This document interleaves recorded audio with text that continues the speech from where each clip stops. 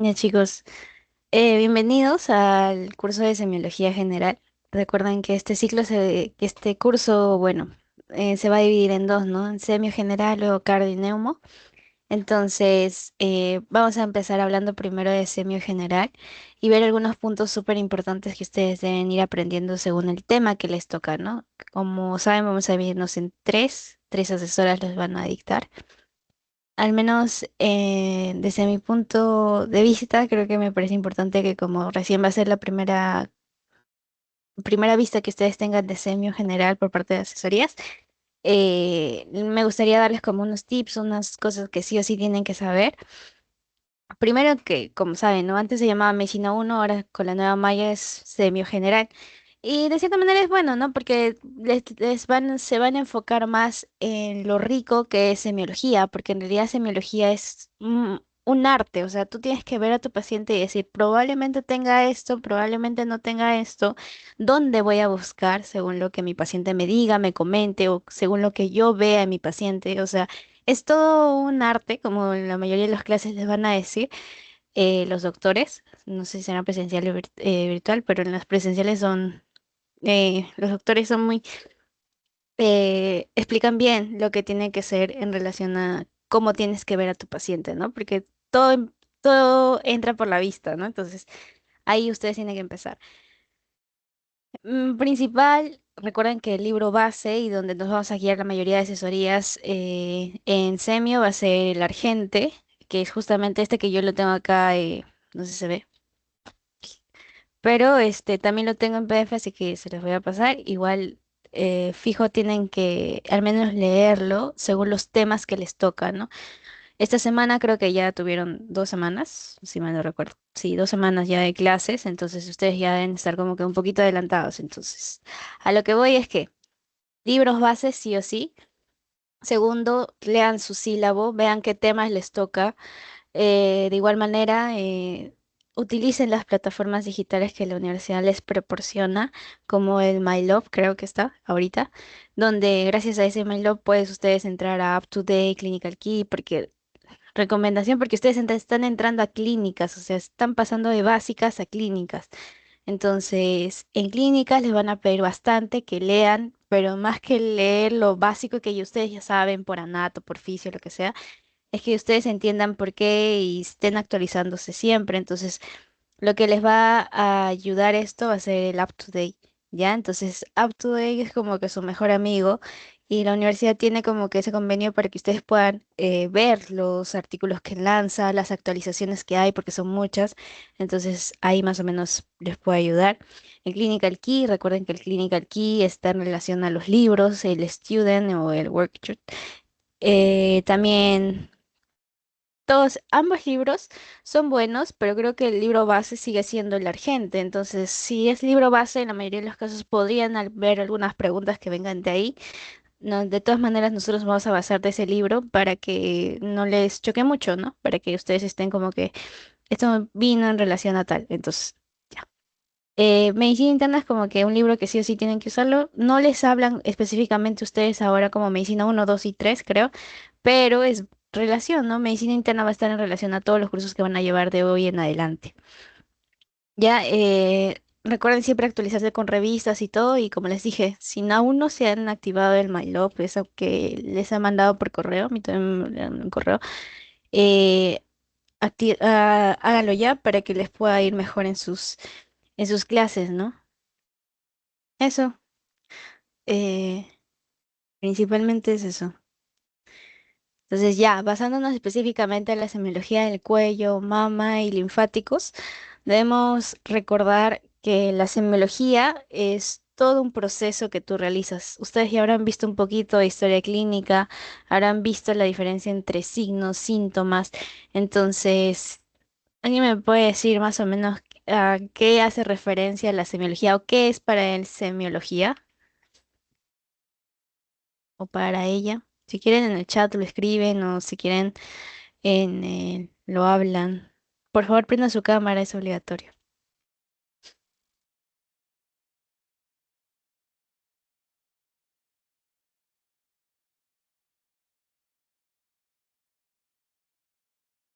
O sea, ¿qué vendría a ser para ustedes, ¿no? Como que semiología, ¿qué el curso, a qué les va? O sea, ¿qué podrían pensar? ¿Qué esperan emprender por semio, por así decirlo?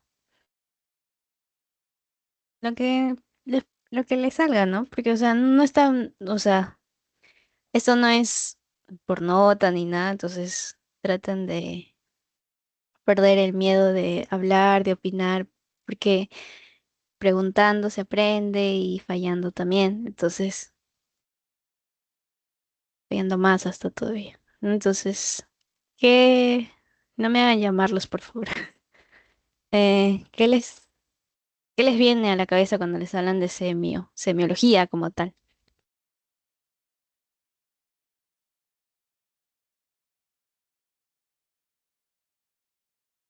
Podría ser la interpretación de los síntomas y los signos que tiene el paciente y, o sea, todo lo tenemos que manifestar, por así decirlo, en la historia clínica para que, o sea, con una buena historia clínica, esto, con la identificación de los signos y síntomas, se puede llegar a un diagnóstico certero.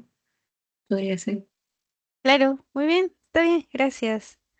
Gracias, Geraldine. Sí, justamente eso, ¿no? O sea, hay como les dije en un inicio, es un arte, es algo que tú vas a tener que ir progresando poquito a poquito y te vas a dar cuenta que vas viendo cada tema y vas a decir, bueno, este paciente puede tener esto o no puede o sí. Entonces, es como un arte, es como que tú vas a ir viendo poco a poco qué cosas van y qué cosas no. Y justamente Geraldine tocó una palabra clave que son los síntomas y los signos. Si se dan cuenta, bueno, ya sabrán, ¿no? Por su teoría que los síntomas y los signos son cosas diferentes o iguales.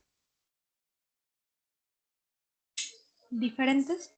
Muy bien, Diferentes. diferentes. Muy bien, diferentes. ¿Y qué es los síntomas? ¿Qué son síntomas para ustedes? ¿Cómo lo definen? Es Lo lo que que el son las paciente te molestias que nos va manifiesta. a referir. Claro, es algo, no se olviden de la mnemotecnia de síntoma, es algo subjetivo, es algo lo que tu paciente te va a decir. O sea, le vas a poder creer sí, de cierta manera sí, porque, o sea, va a venir por algo, ¿no? Viene en la mayoría de los casos por dolor. Pero en algunos casos nos pueden exagerar o pueden no decirnos todos los síntomas que él tiene, ¿no? Entonces, es algo subjetivo, es algo que el paciente mismo te va a decir, por eso es subjetivo, ¿ya? A comparación de los signos, ¿se acuerdan qué son los signos?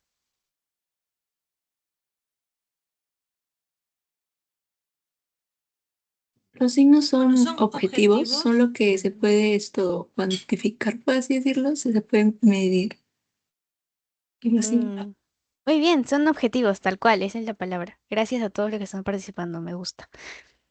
Son objetivos porque en realidad son algo que tú vas a ver y tú vas a decir, este es el signo de tal, este es patognomónico de tal enfermedad, de tal patología. Entonces, es muy importante que ustedes aprendan desde ahorita a diferenciar los síntomas y los signos. ¿Por qué? Porque ustedes en la historia clínica van a escribir los síntomas, van a describir los signos y gracias a describir o no o mencionar esto, vas a tener que darte un diagnóstico sindrómico. Recuerden que, a ver, ¿qué es un síndrome o cómo se define síndrome?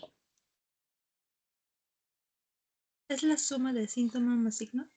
Muy bien, signos más síntomas. ¿Qué más? Falta algo más. Muy bien, gracias. Pero falta algo más, unas dos palabritas. Es el conjunto de signos y síntomas que van. ¿Alguien se acuerda?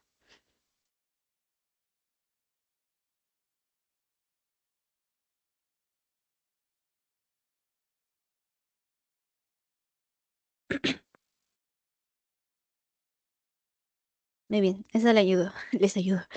Porque en la mayoría de los casos sabemos que es síndrome. El síndrome es un conjunto de signos y síntomas. Está bien, pero está relacionado ¿a qué? A una patología en específica. No se olviden eso, porque el conjunto de signos y síntomas, ya bueno, un síntoma respiratorio más un síntoma renal es un síndrome. Bueno, entonces tienen que estar relacionado a una patología en específica, un distrés respiratorio, una disfagia o algo, o sea, signos que me ayuden a determinar, pero una patología en específica, ¿me entienden? Eso es lo que a veces siempre nos olvidamos, relacionado a una patología o alguna patología en específica, ¿ya?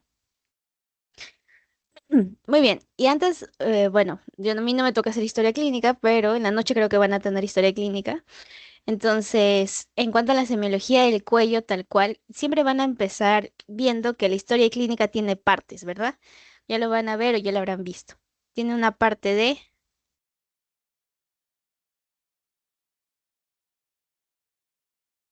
¿Cuál es la primera parte que ven? Bueno, los datos de filiación ya, pero después de eso, La anamnesis. muy bien, las anamnesis. Primero es datos de filiación, ¿verdad? Entonces luego son como que la anamnesis pregunta siempre los datos de filiación de qué color es su casa.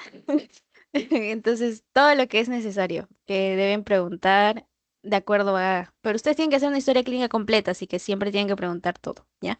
Entonces, anamnesis, poco a poco van a ir viendo qué cosas son importantes y qué cosas no. Pero bueno, anamnesis, ¿qué es qué? ¿Qué es la anamnesis para ustedes?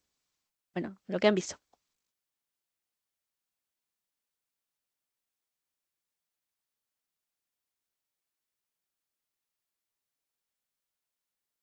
Hablen todos, no importa. No tengan miedo.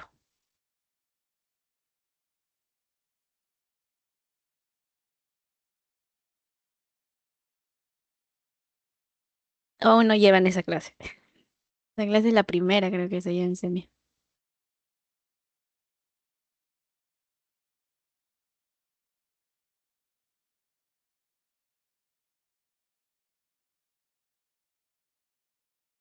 ¿Saben, chicos? ¿Saben? ¿Saben?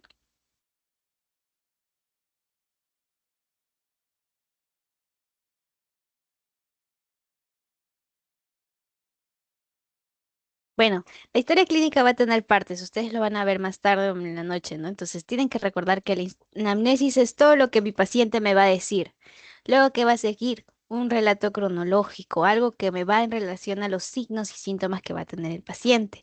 ¿Qué es el relato cronológico de Yanira? Esos son los síntomas o los signos que te dice tu paciente. Pero en muchos casos no te va a decir, no te va a venir bien tu paciente y te va a decir, doctor o doctora, hoy en la mañana tuve un dolor en el abdomen. eh, no te va a dar en orden, a eso me refiero. Te va a dar en desorden. Y en muchos casos tú vas a tener que sacar de cucharitas la información que necesitas. Te va a decir, doctor, vengo porque me duele el abdomen. Ah, ya señora, ¿arrojó? Sí, arrojé ayer. Ah, no, también arrojé antes de ayer.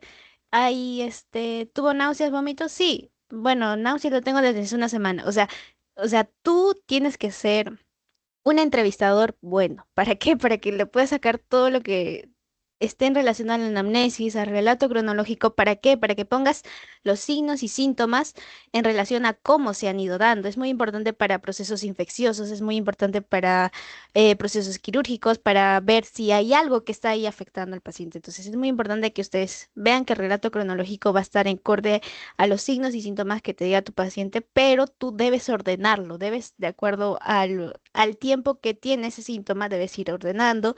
Y es importante que cada signo y cada síntoma lo describas bien. Describas con la famosa mnemotecnia, ¿se acuerdan? No, bueno, no sé si habrán visto. Alicia.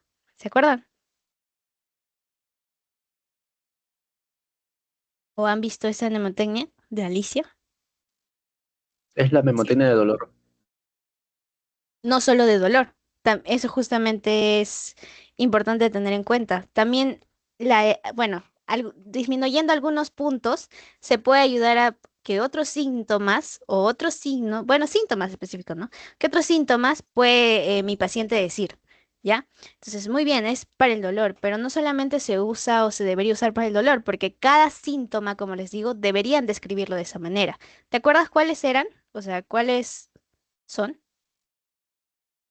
Es antigüedad, eh, Ah, ajá, Aparición, aparición, localización, local, irradiación, Localización, características. Localización, características, irradiación, situación característica, intensidad y irradiación, agravantes. y atenuantes y agravantes. agravantes.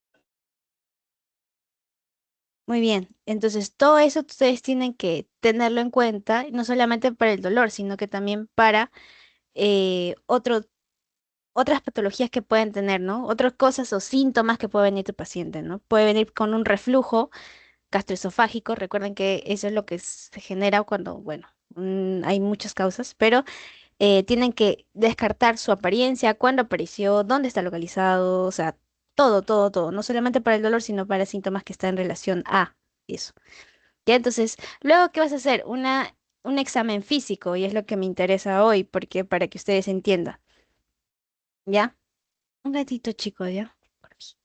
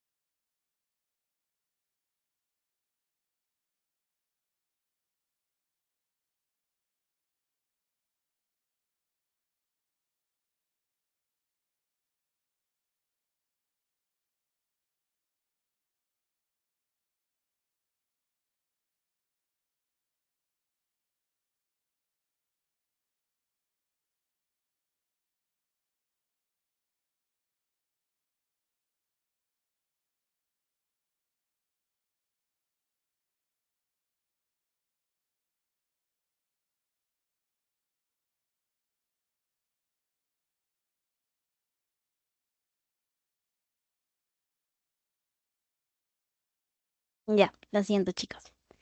Muy bien, ahora vamos a basarnos, o bueno, lo que quería llegar con todo esto es que el examen físico va a tener partes, ¿no? Después de todo, después de hacer la historia clínica, las partes de la historia clínica que lo van a ver más adelante, van a ver que el examen físico es una parte sumamente importante para que ustedes puedan describir bueno, cómo viene tu paciente, ¿no? Por ejemplo, viene con un bulto en el cuello, tienes que aprender a describirlo. Y para describirlo tienes que seguir pasos. Primero, lo que vas a hacer siempre en todos los aparatos y sistemas, excepto el abdomen, vas a ver. Bueno, en el abdomen también primero se ve, pero el orden es diferente, a eso quiero ir. Pero bueno, ya. En todos, primero lo que haces es ver, ¿ya? Primero lo que haces es inspeccionar. Miras qué cosa es lo que está pasando. Viene un bulto con un bulto en el cuello, tienes que ver su coloración, si está de doble color, quizás es una mancha o es un tipo de melanoma que ni siquiera lo conoce, pero bueno, una manchita, un lunar, que es lo que conocen así, ¿no? Entonces, de diferentes colores, entonces, todo eso tienes que escribir, todo lo que veas. Paciente con un bulto, una masa de más o menos 4 o 3 centímetros, bueno, todo lo que veas, ¿ya? Eso, si después de eso vas a pasar a la palpación, y aquí es donde digo que excepto en el abdomen, porque en el abdomen no se palpa primero, o bueno, segundo, ¿no? Lo que haces es escuchar. Primero, en el abdomen es diferente. Escuchas, es inspección, escuchas, palpas y percutes, o al revés, percutes y palpas, pero siempre escuchas antes de tocar. Ya eso es lo que tienen que llevarse en abdomen. Pero en los demás aparatos y sistemas como hoy, como la semiología del cuello, de la mama o linfáticos, siempre vamos a tener esa secuencia. Vas a ver, vas a palpar, vas a tocar. Vas a decir, bueno, este es un tumor, es un bulto, es una acumulación, una tumoración de consistencia dura, es móvil, le puedes describir que, no sé, que tiene está caliente a la palpación, o sea, todo, todo lo que puedas ver, lo que puedas, perdón, lo que puedas sentir, lo que al momento de tocarlo, ¿no? Tocar cualquier cosa o lo que estés examinando. Percutir, ¿qué es lo que se habla o se relaciona con la percusión? Ustedes van a poner su mano en la base de, y en muchos casos en el abdomen, que es lo principal donde se hace la percusión, pones tu mano y practican, bueno, vayan practicando, ponen así, percuten. Ya habrán ido al hospital y habrán percutido, pero entonces, importante que siempre pongan su mano de base porque, bueno, imagínense que les toquen así en el abdomen, pues les duele, ¿no? Entonces, tienen que ir así, despacito, despacito, despacito.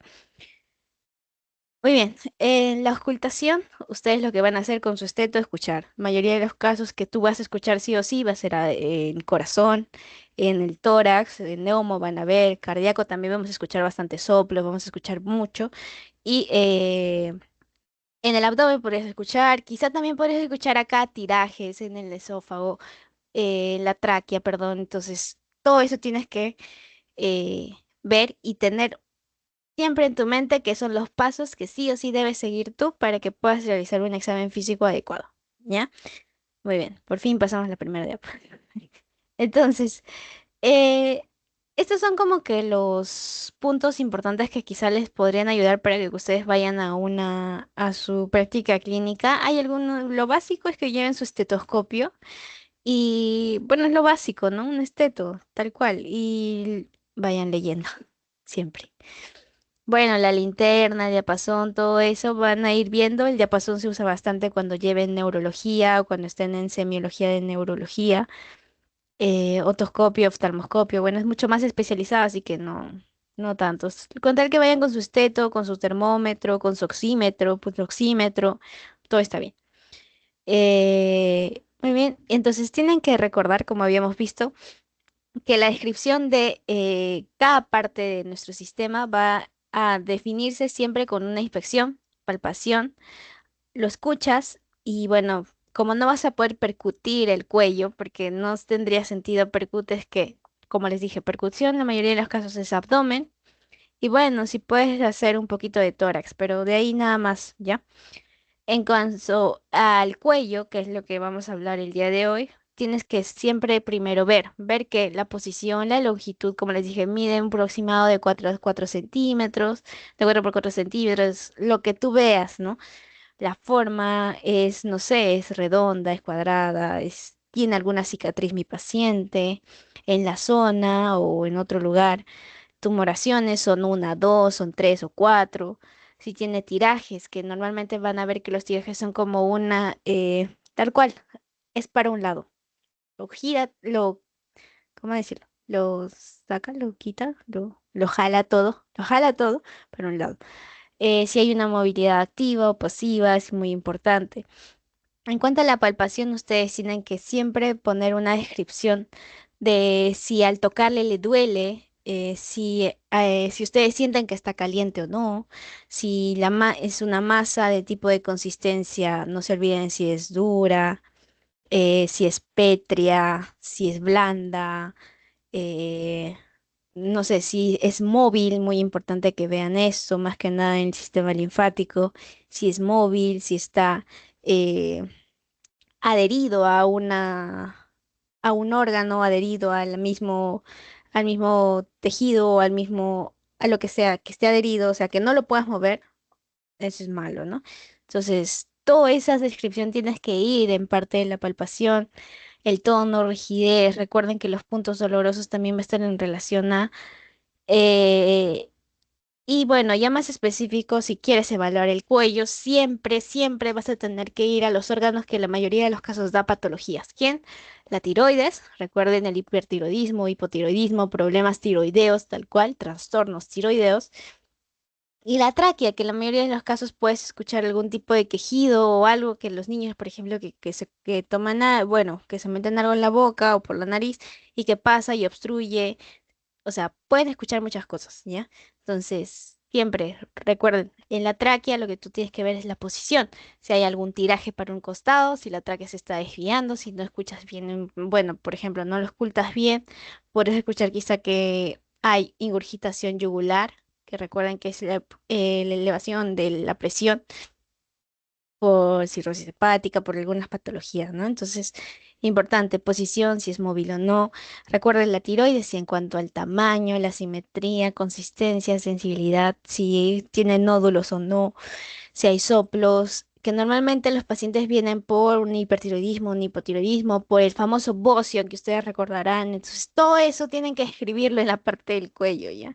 Entonces, es muy importante que ustedes ahí tengan esto en consideración. Y bueno, la parte de auscultación, siempre puedes escuchar algo, ¿no? Puedes ver soplos, bueno, puedes escuchar soplos, latidos o algo que esté anormal. En cuanto a lo vascular, recuerden el pulso venoso y carotidio, recuerden la ingurgitación yugular, qué patologías dan una ingurgitación yugular, es muy importante. Y es como que a lo largo de todas las sesiones, ustedes poco a poco van a ir aprendiendo qué cosas son importantes en cada órgano. Ahora estamos hablando específicamente del cuello y quizá un poco de la cara y un poco del cráneo en realidad, ¿no? Y quizá piel y sistemas, pero es muy importante que ustedes lo dividan según el paciente de manera general, luego la piel, linfático, tejido celular subcutáneo, tejido genitourinario, van a ustedes ver tórax y pulmones, muchos casos le ponen cardiotorácico, cardiovascular, abdomen, muy importante también sistema nervioso central, los signos que van a ir viendo más adelante. Entonces, esto es como una historia clínica, lo que sí o sí tienen que ir, creo que también les dan como una cosas que, unos puntos importantes que ustedes sí o sí deben tener en una historia clínica que los tienen que rellenar, pues, ¿no? Muy bien. Ahora, por fin, cuello. Que en el cuello ustedes tienen que recordar tres cosas súper importantes. La división anatómica, porque siempre vamos a, o sea, semiología se va a relacionar bastante a la anatomía entonces, ustedes deben recordar que el músculo esternocleidomastoideo se va a dividir o nos va a ayudar a dividir anatómicamente a un triángulo anterior y un triángulo posterior. Ustedes recordarán esto, ¿no? Triángulo anterior, triángulo posterior. ¿Ya? Entonces, van a tener que ustedes recordar sí o sí su limitación del triángulo anterior, del triángulo posterior. Recuerden que ambos están limitados por el esternocleidomastoideo porque puede ser pregunta de examen. Les pueden decir la limitación entre el triángulo anterior y posterior está dado por el esternocleidomastoideo. El triángulo anterior, sus límites van a ser uno. ¿Alguien se acuerda los límites del triángulo anterior por anatomía?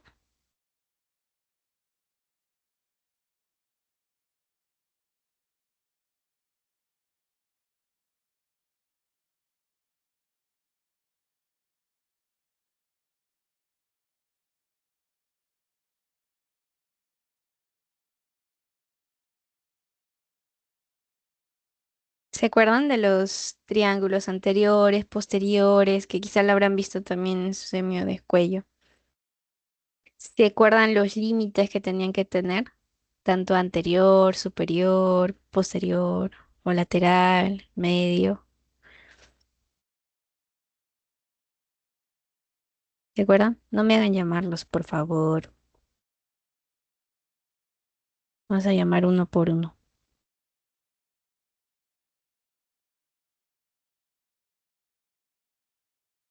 Ese es anato. Entonces tienen que recordar anato. Si por ahí bueno, no lo han estudiado, recuérdenlo, por favor. Ya bueno, los triángulos del cuello. ¿Recuerdan que los límites principal es el esternocleidomastoideo, el músculo esternocleidomastoideo, que es la división entre ambos, ¿no? Entonces, ¿qué más? ¿Cómo se llama esta parte de acá? Del paciente o, bueno, de las personas, de nosotros. ¿Cómo se llama? El borde de la... Chicos. Mandíbula. Muy bien, el borde de la mandíbula. ¿Y cómo se llama este punto anatómico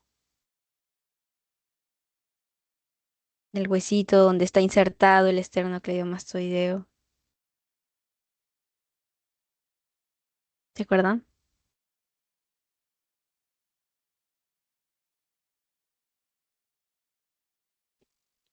El esternón. Ya. ¿Se acuerdan que también en el Horquilla, triángulo... Dime. horquilla esternal. Ujú. Tiene otro nombre específico. O sea, el esternón es todo, ¿no? Pero hablemos Manubrio. con... muy bien, ya. Entonces, es importante que lo sepan, sí, porque de ahí van a ustedes saber dónde analizar, ¿no? No se van a poner a analizar hasta, no sé, hasta el tórax mucho más abajo, ¿no? Entonces es importante que lo sepan limitar o delimitar bien.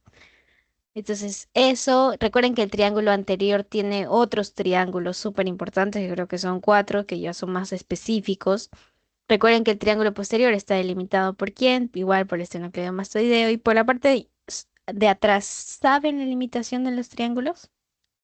Por la parte, bueno, el triángulo posterior, ¿no? Específico.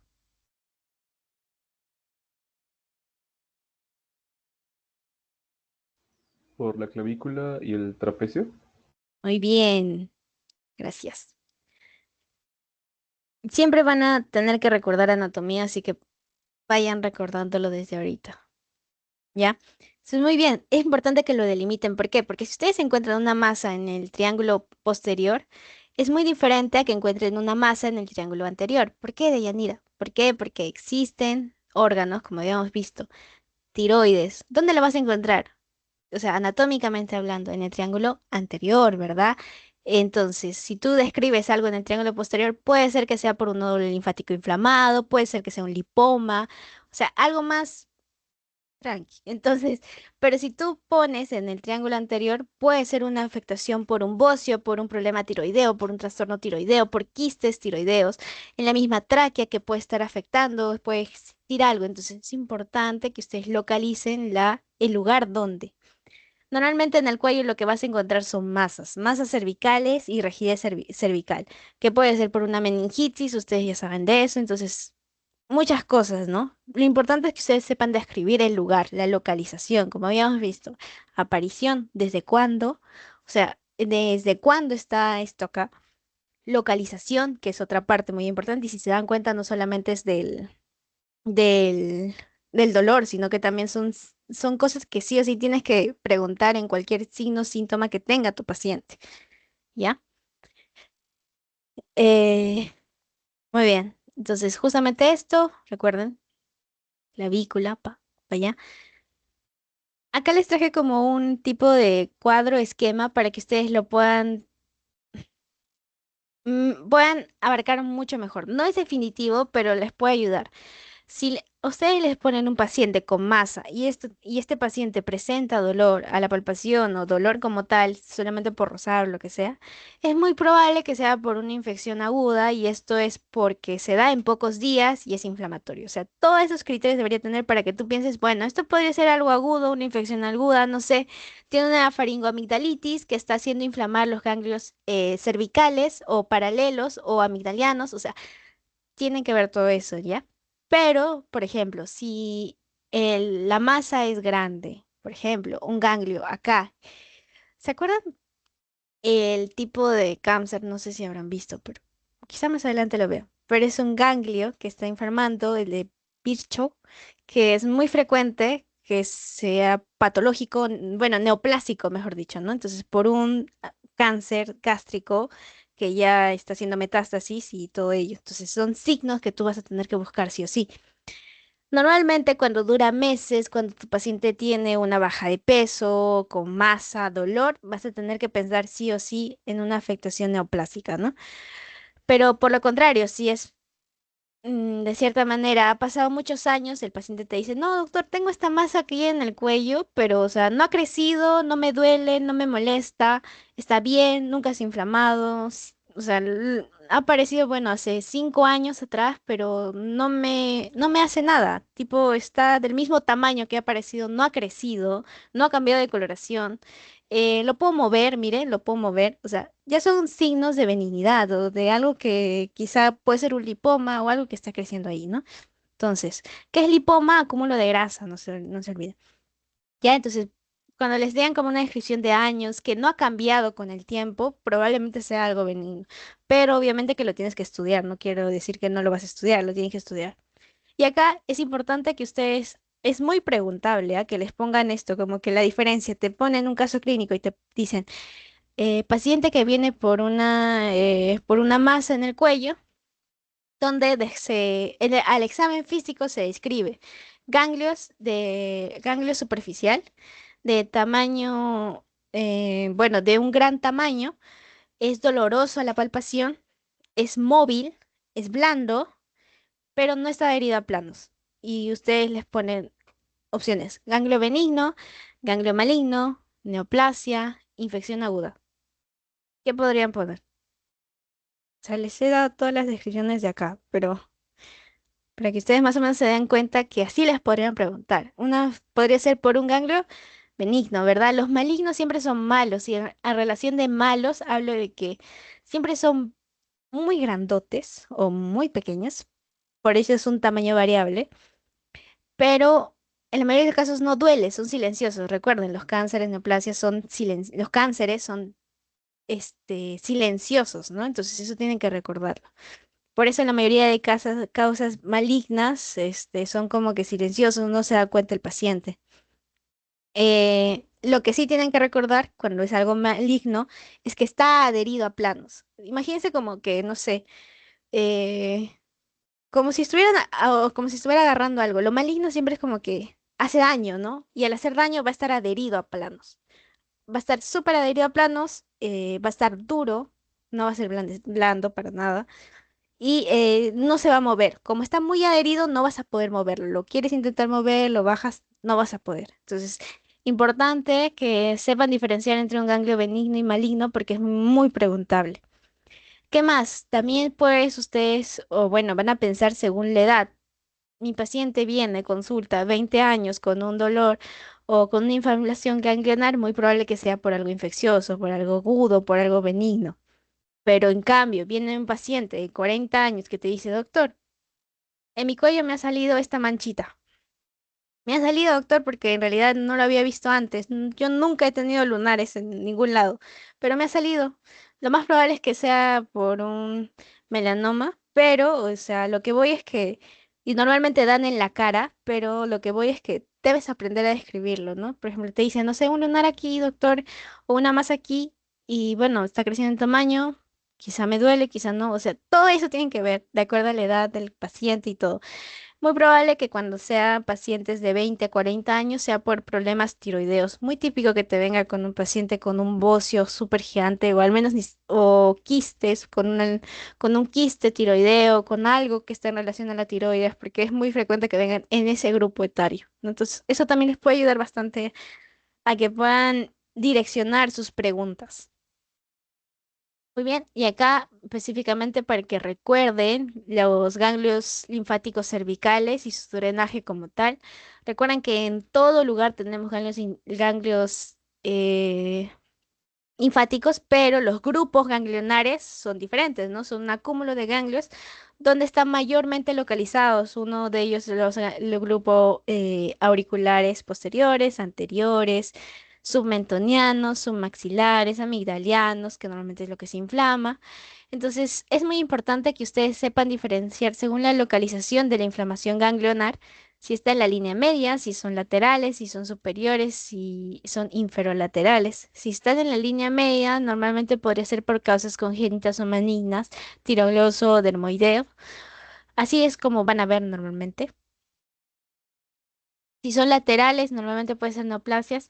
Obviamente esto no es fijo, ¿ah? No es que, o sea, tu paciente viene con baja de peso y, bueno, una coloración diferente, un bulto adherido, y tú vas a decir, no, es que está lateral, sí o sí es neoplasia, sí o sí, bueno, está en línea media, bueno, es congénito, no, o es benigno, no, tienes que ver todo, todo, todo. Esto es como que algo que les puede guiar a. Normalmente es lo que se basa en el libro. En el libro está que localizaciones quizá laterales están mayor predispuestos a neoplasias, superolaterales estará más expuesto a metástasis de tumores y cabeza y cuello. Este es el famoso ganglio de Bischoff que les dije, que es muy frecuente para un cáncer gástrico, ¿no?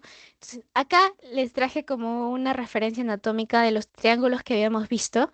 Recuerden el triángulo anterior, el triángulo posterior. Normalmente en el triángulo posterior es donde se ubica el ganglio de Virchow, que es muy frecuente por unas afectaciones gástricas. O sea, es un cáncer súper malo. Entonces, ustedes ya lo van a ver más adelante en onco, pero semiológicamente lo van a tener que tener en cuenta. ¿Ya? Un pulso carotidio, vas a poder ver que el pulso carotidio lo vas a medir en el triángulo anterior. Pueden preguntarle en su práctica clínica dónde o en qué parte del triángulo, más que en la parte del triángulo, pero te va a decir dónde lo que dice el pulso carotidio. Acá en el cuello, doctor, ya, pero mejor, pues es que si le dices en el triángulo anterior y dentro de los triángulos anteriores hay otros mini triangulitos que quizás los puedan estudiar ya ustedes. Pero con tal que le digas el triángulo anterior, se ve un pulso carotídeo con una ingurgitación yugular positiva. Recuerden que el signo de ingurgitación yugular es muy complejo de tomar, cómo tomar, pero lo vas a ver en cardio, así que no se preocupen.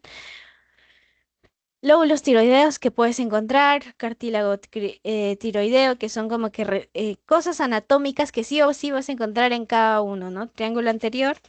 En cambio, el triángulo posterior, bueno, es el ganglio de Virchow, que es ya afectaciones cancerígenas.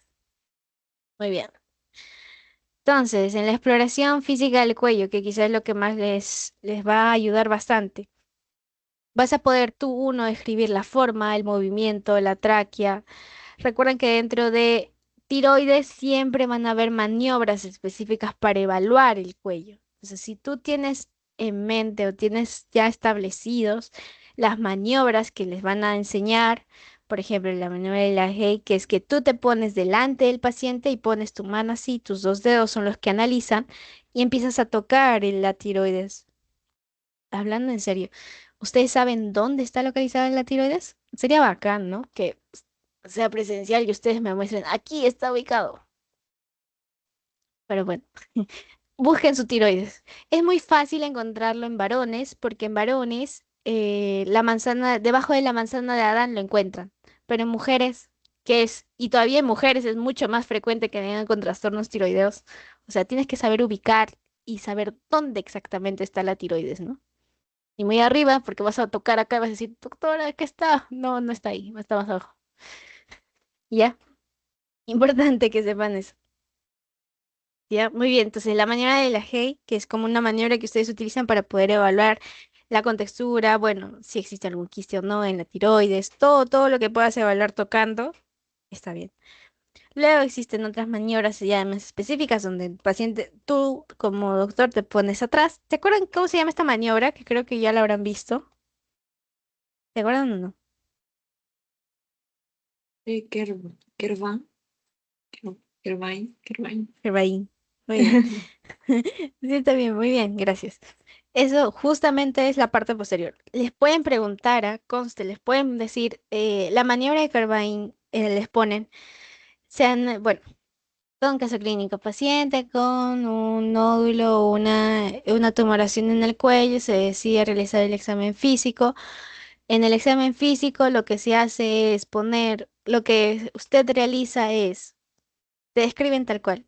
eh, Se pone en la parte posterior del paciente y analiza pones tu mano en forma de triángulo y empiezas a analizar por la parte de atrás para adelante la tiroides con los dos, con el segundo y tercer dedo, con ambas manos y te ponen cómo se llama esta maniobra que usted ha utilizado. Ya, pues ustedes tienen que decir, esta es la maniobra de ya. O al revés, ¿no? Maniobra del Lijei, que usted te pones adelante y empiezas a analizar. En cambio, en la maniobra de Kerbay es atrás, no se olviden, ¿ya? En realidad les puede preguntar porque es semio, ¿no? Entonces, eso es importante. Es muy infrecuente que vengan pacientes con un bocio muy grande. ¿Por qué? Porque normalmente se da por una deficiencia de yodo que ya no hay. Pero, o sea, si lo encuentran, pues traten de analizarlo, tocarlo para que nunca se les olvide, ¿no? Esto es una fascie muy característica de una paciente hipertiroidea o hipotiroidea. ¿Se acuerdan? Hiper, Pero no ¿no? habla. Exacto, hiper. Recuerden acá, paréntesis, para que nunca se les olvide. En el hipertiroidismo, todos los sistemas están aumentados. ¿Qué quiere decir aumentados? Y así se van a acordar cuando llevemos, no sé si van a llevar conmigo, pero bueno, en un hipertiroidismo todo está elevado, todo está rápido, ¿ya? ¿Qué me quiere decir eso? Tu paciente no va a estar gorda, va a estar delgada. Signo súper característico de que es de hipertiroidismo. ¿Qué más? ¿Qué más puede ser? Si está mi metabolismo rápido, por lo tanto va a estar delgada, ¿va a estar estreñida o no? No, ¿verdad? ¿O sí? ¿Qué creen? No. No. Entonces, el estreñimiento va más que nada por un hipotiroidismo, porque el hipotiroidismo es mucho más lento, mucho más relajado. Esos pacientes tienden a engordar, se estriñen, normalmente tienen piel fría, en cambio estos tienen mucha sudoración. Y así, ustedes con esas dos palabras pueden ayudarse a diferenciar en un hipertiroidismo y un hipotiroidismo, que hiper, todo rápido, rápido, rápido, rápido. Metabolismo rápido, todo, todo, todo, todo rápido. ¿Qué más va a ser rápido? Taquicardia, taquipnea, o sea, todo va a estar rápido. En cambio, en el otro todo está lento, por lo tanto, vas a tener bradicardia, bradicardia, todo lento. Va a hablar despacito. Ya, entonces, eso para que nunca se les olvide hiper y hipotiroidismo, que ya lo van a ver hacia adelante. La verdad no sé si me toca con ustedes hiper e hipo, pero ya, pues, para que lo sepan. Entonces, la clasificación del bocio, según la OMS, les pueden preguntar también. ¿Por qué? Porque normalmente ustedes tienen que describir la clasificación del bocio. Si ustedes encuentran un bocio de esta manera, tienen que escribir el grado. ¿Y cómo lo describo, Yanira? Fácil, según lo que miras. Cero, no miras nada. Por lo tanto, el grado de bocio sería cero, ausencia de bocio. Uno, ¿qué quiere decir? Que ya lo estás palpando. No lo ves, pero lo palpas. O sea, al momento de hacer las maniobras, lo estás palpando. Esto se va a dividir en A y en B. Bocio palpable, pero no visible en el cuello, a la extensión. Si es B, lo vas a palpar, lo vas a ver a la extensión, ¿ya? Y lo que van a hacer es incluir nódulos en la mayoría de los casos, ¿ya? Entonces, 1A lo palpas, pero no lo ves, ¿ya? En el 1B lo palpas, pero sí lo ves cuando el paciente hace extensión. O sea, cuando extiende así, lo ves el bocio. En el B, 1B. Pero cuando extiende así y no lo ves, es 1A. Pero tú lo has sentido al momento de tocar, ¿no? Tú lo sientes, pero el paciente extiende y no se ve nada. 1A. Pero lo tocas, o sea, lo sentiste, el bocio, lo que sea, y el paciente extiende y lo ves, es un 1B. ¿Qué es un grado? Me lo trabo. Un grado 2 es un bocio visible en el cuello cuando el paciente te está mirando. O sea, tú de lejos miras, por eso es un arte.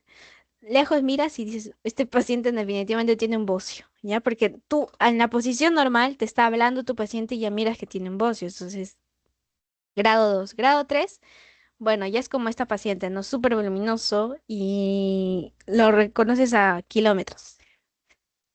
No tanto, pero bueno, eso. Esa es la característica, lo que les pueden poner en tiroides, en la exploración física del cuello. Recuerden que estas son las características de los nodos tiroideos, si son benignos, si son malignos. En la mayoría de los casos es, está herida planos o no, tiene antecedente de todo eso, ya, pero es para que ustedes ya lo lean. Lo que sí me gustaría que ustedes tengan en cuenta es una maniobra específica, una maniobra que se llama Marañón. Es el signo de Pemberton, que creo que les puse en su pregunta. Esto es por qué. ¿Por qué se da?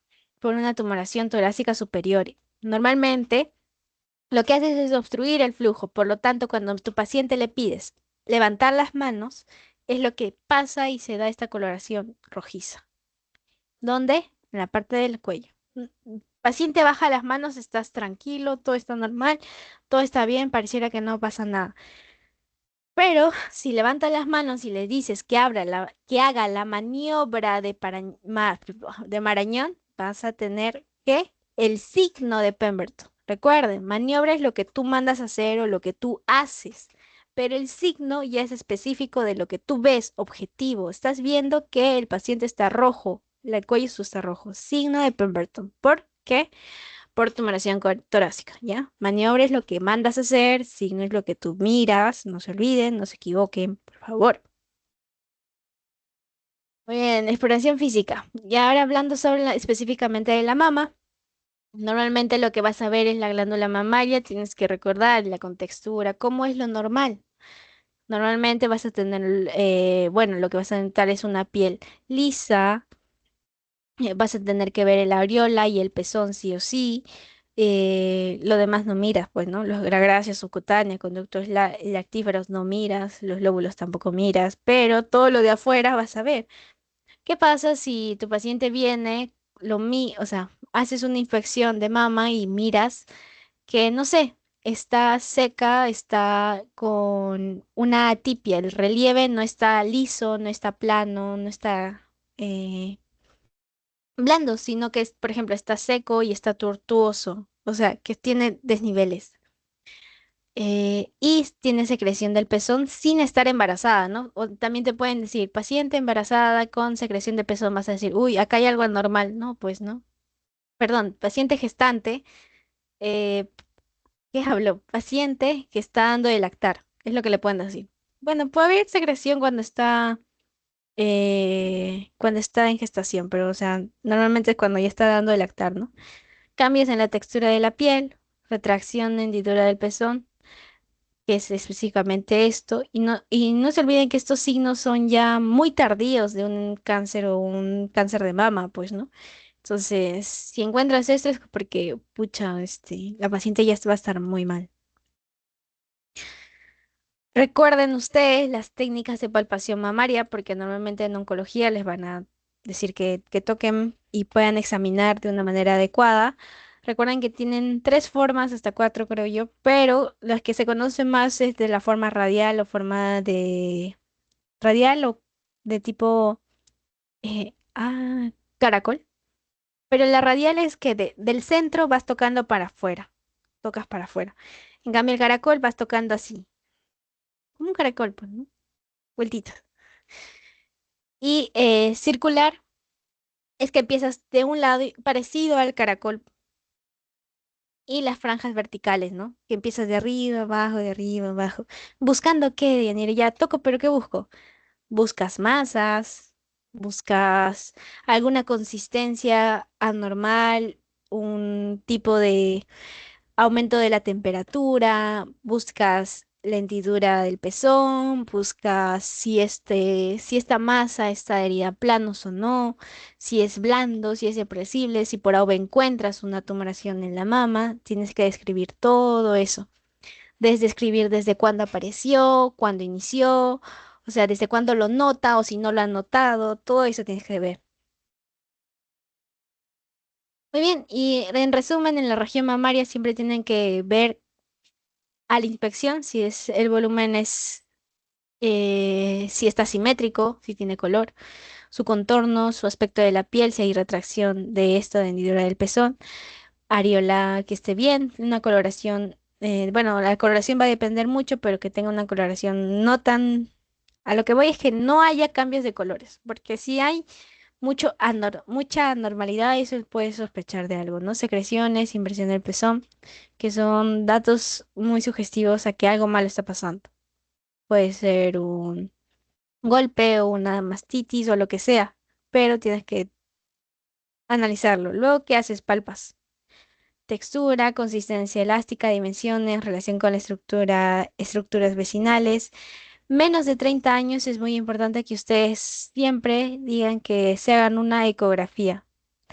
La ecografía, la mamografía, que es el examen de elección para que tú puedas diagnosticar un tipo de tumoración o puedas ver qué está pasando en la mama de mi paciente, es cuando los pacientes tienen más de 30 años según la norma técnica que saca el MINSA. Entonces, preventivamente, todas las pacientes mayores de 30 años se deberían realizar un chequeo de mamografía menos anual, dependiendo los factores de riesgo que tenga tu paciente, ¿no? Si su mamá nunca, o sea, si ningún familiar ha tenido cáncer de mama, pues esto puede variar 2 años, 3 años.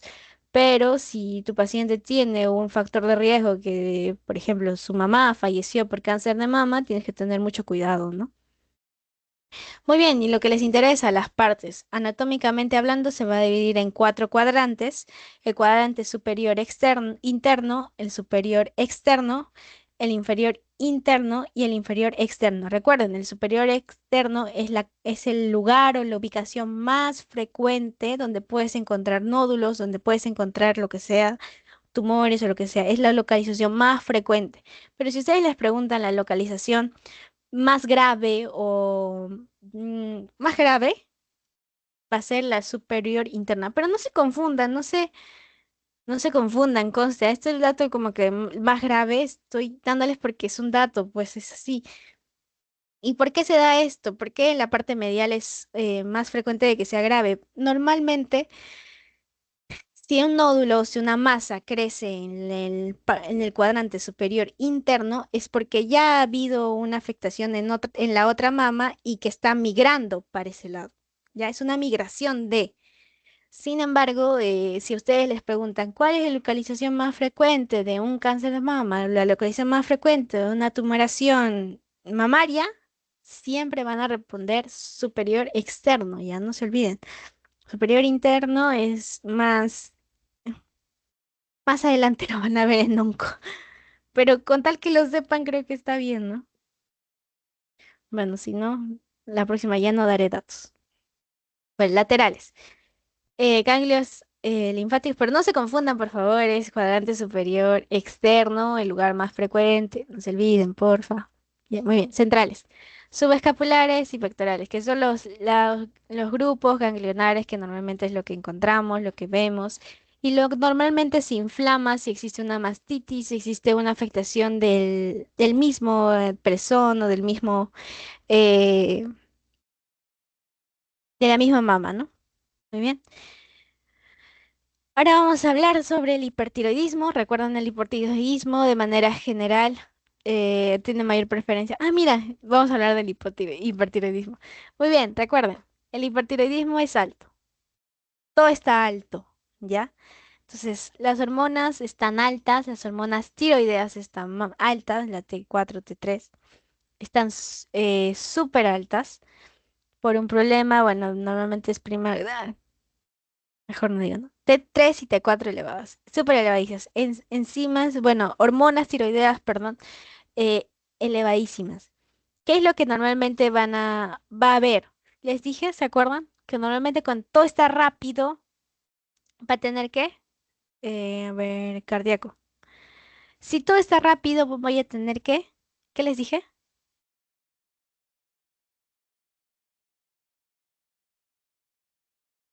¿Hipertiroidismo? ¿A eso se refiere? Ajá, pero, o sea, lo que veo es los signos del hipertiroidismo, a eso voy. Ah, o sea, por ejemplo, mayor sudoración, esto, taquicardia, Taquicardia. taquipnea. Muy bien, va a mm, estar todo rápido, no se olviden de eso. Gracias, Jeremy.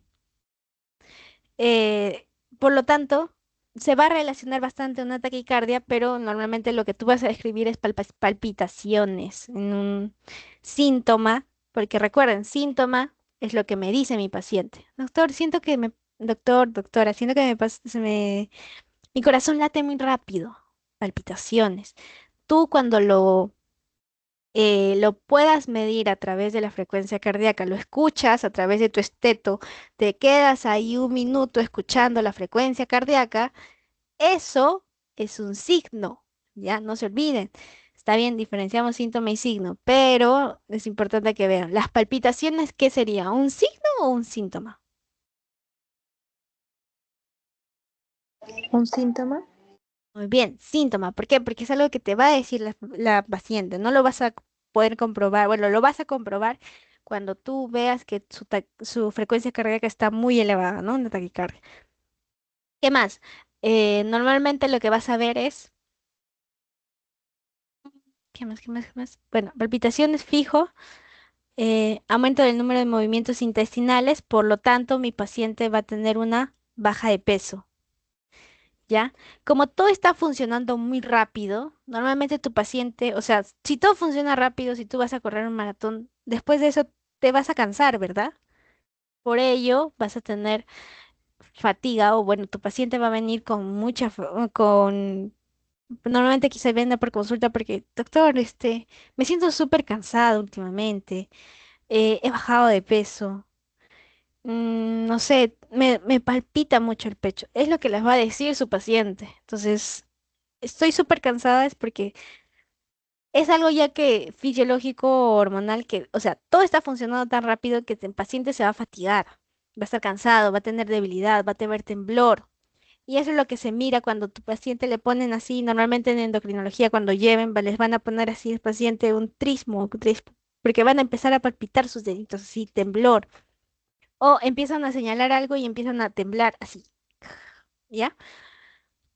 Nerviosismo, está muy irritables, todo está rápido, recuerden, todo rápido. Adelgazamiento del pelo, aumento de sudoración, cambios en la textura de la piel, cambios de pigmentación, pérdida de peso con apetito conservado. Dice, doctor, he bajado 5 kilos de peso. ¿Hace cuánto? Hace un mes. Pero sigo comiendo normal, ¿ah? Sigo comiendo mi pollo, lo que sea que coman en la noche. Pero bueno, ya, protrusión de glóbulos oculares, que es muy frecuente que vean la protrusión de glóbulos oculares. Y esto se da porque los músculos que son posteriores al globo ocular empiezan a hipertrofiarse, a crecer. Al momento de crecer, hace que el ojo empiece a protruir, ¿ya? ¿Todo esto por quién? Gracias a las hormonas tiroideas. Párpados hematosos, visión doble, disminución de movilidad, del bocio, muy característico.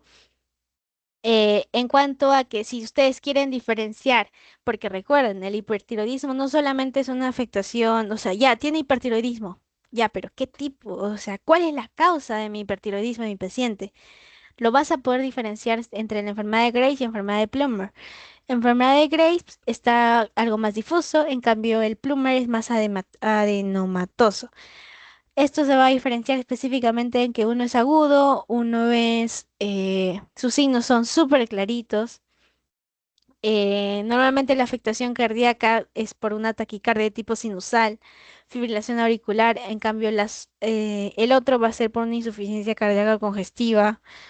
En la oftalmopatía normalmente vas a tener exoftalmos, que es la protrusión ocular que habíamos visto, así se llama, exoftalmos. Exoftalmos, ¿por qué? Porque ex de afuera, o sea, se va adentro, porque también existe, si existe afuera exoftalmos, va a existir enoftalmos, ¿no? Entonces, también hay.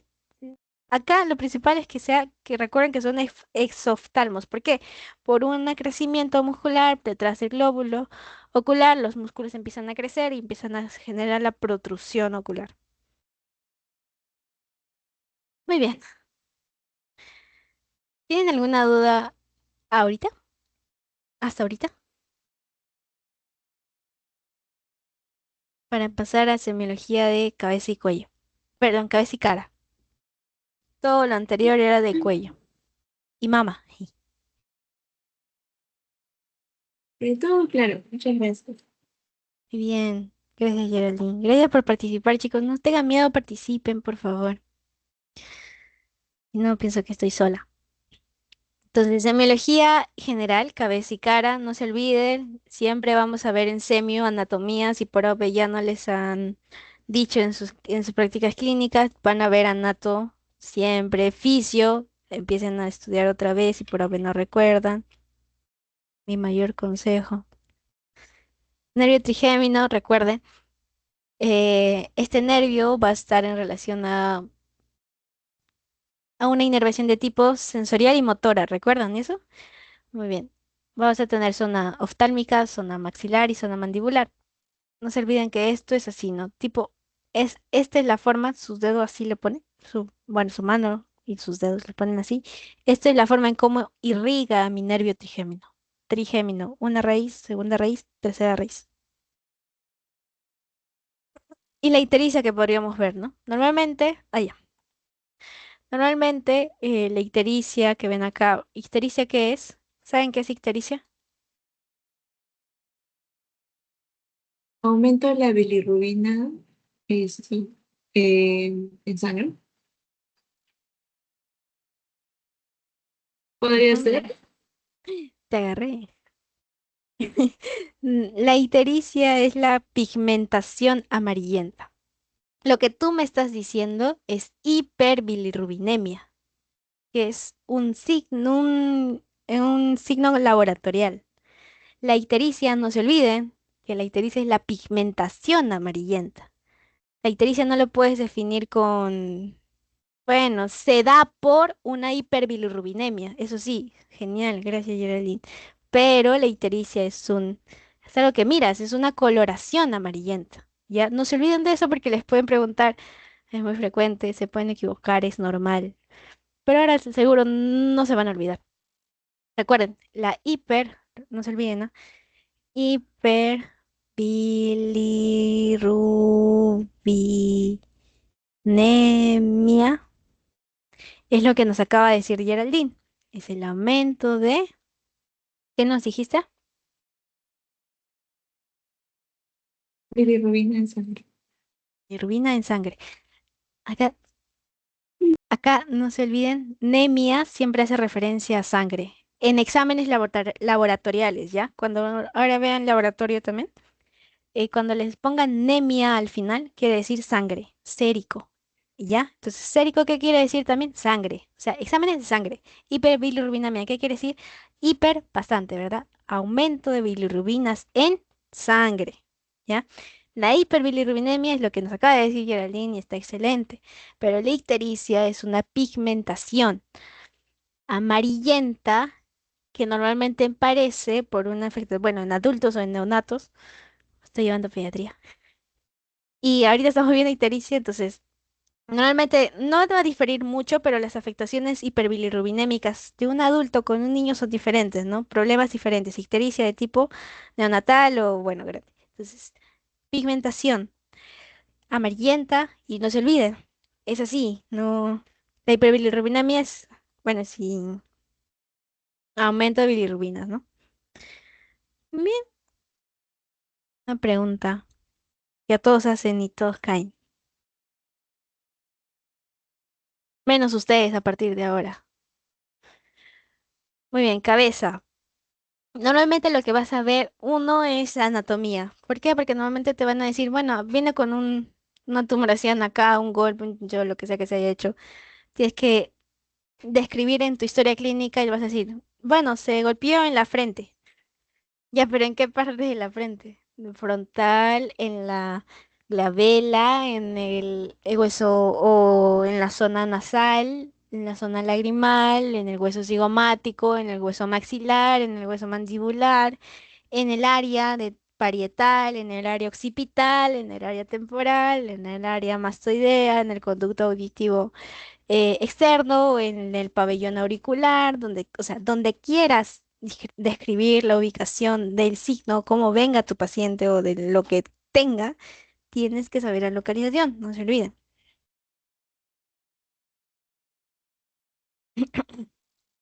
Entonces van a tener que repasar un poquito de eso.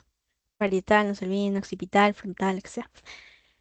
En la cabeza, lo que normalmente van a hacer o va a pasar es que vas a describir el cráneo, la forma, el tamaño, exostosis, dolor. Por ejemplo, ¿forma qué? Si tiene una forma igual, porque se acuerdan que en la cultura tal hacían una deformación, ¿es así? No, no hay ahorita, pero o sea, lo que voy es que deben ver lo normal de lo normal. Región orbitaria y frente, recuerden siempre examinar el nervio trigémino, no se olviden. ¿Por qué? Porque es el que principalmente me va a dar irrigación en caso de la cara, no se olviden de eso. Examen ocular, y bueno, y el nervio 6, 7, 8, todos, en realidad los que vean irrigación a la cabeza, porque en realidad la mayoría de nervios va a ser, y no se olviden de esa mnemotecnia para que se aprendan los nervios craneales, no sé, los pares craneales, perdón, nervios craneales, pares craneales, van a dibujar primero una persona, una cara. Eso ya lo van a ver en neuro, pero quería ver cómo no. Recuerden que el uno es nervio olfatorio, 2 de ojos, 3 oculomotor. 4, 5, que va a hacernos la facial. 6,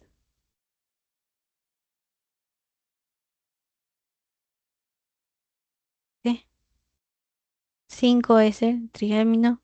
7 facial, 8 sus orejas. Ya bueno, eso. Ya lo vamos a ver en neuro, no se preocupe. Pero, o sea, para que no se olviden, vayan repasando porque normalmente los nervios o los pares craneales siempre van a preguntar en semiología de neurología o en neuro tal cual.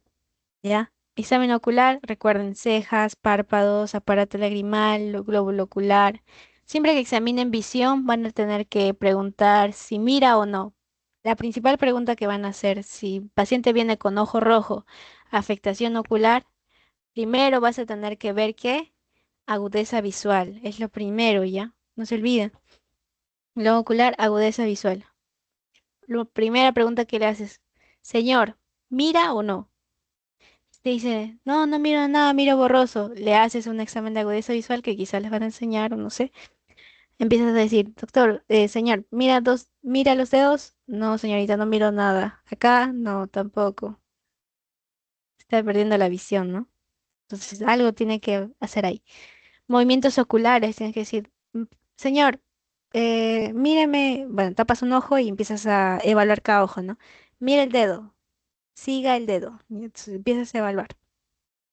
Pero en realidad todo eso se va a ver en neuro, pues, ¿no?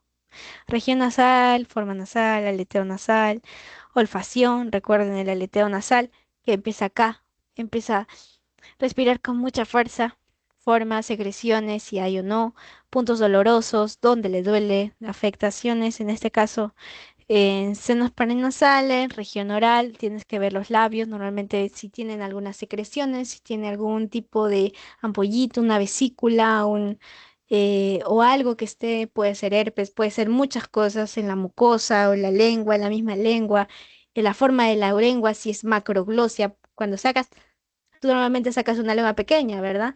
Pero normalmente pacientes que tienen macroglosia por una enfermedad, un trastorno hormonal, endocrinológico van a tener macroglosia por, ¿qué? ¿Se acuerdan? Bueno, no sé si se acuerdan. Pero bueno, macroglosia porque todo está grande por gracias a la hormona del crecimiento, ¿verdad? Entonces, grande. Lengua, paladar y encías. Entonces, todo eso tienen que ver, al menos lo importante van a tener que detallarlo en la historia clínica, ¿ya? Muy bien, ese es como un resumen de todo lo que debimos haber visto. ¿Tienen alguna duda, alguna pregunta? La próxima les traigo, bueno, les voy a mandar, quizá. Esto, esa mnemotecnia de los nervios craneales. Si no, búsquenla porque es muy famosa para que se acuerden.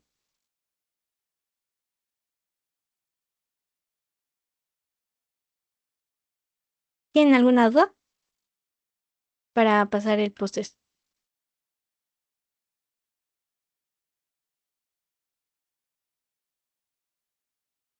Ninguna. Gracias, Rafael. Gracias, Sheila, por contestar. No había visto el chat. Como normalmente lo comparto la pantalla completa, les voy a mandar el post. No se vayan, por favor, porque deben contestarlo. Mm, mm, mm, mm. Si de alguien no aparece su nombre, también me avisa, por favor. Ah,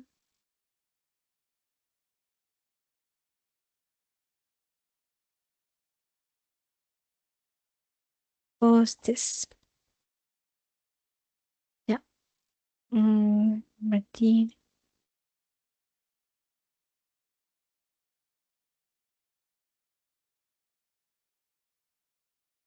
Muy bien, les estoy compartiendo por el chat el pretest y el posttest.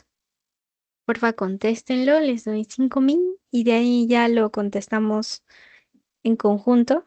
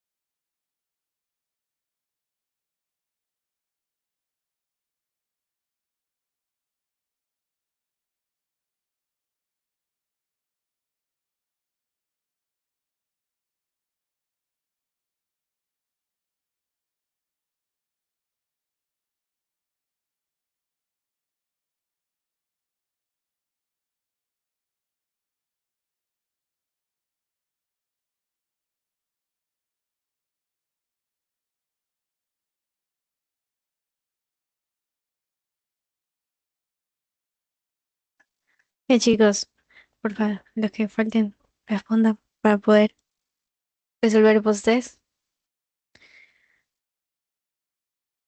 Muy bien.